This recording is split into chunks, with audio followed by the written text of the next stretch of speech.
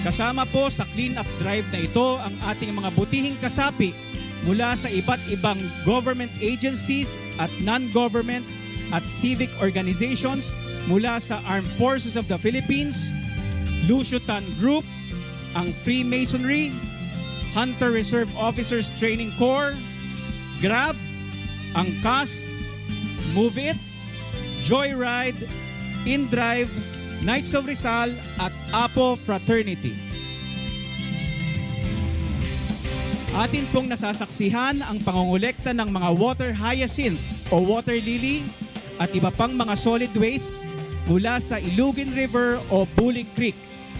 Ang mga nakolektang iba't ibang solid wastes ay dadalhin sa mga processing facilities upang makagawa ng iba't ibang mga byproducts.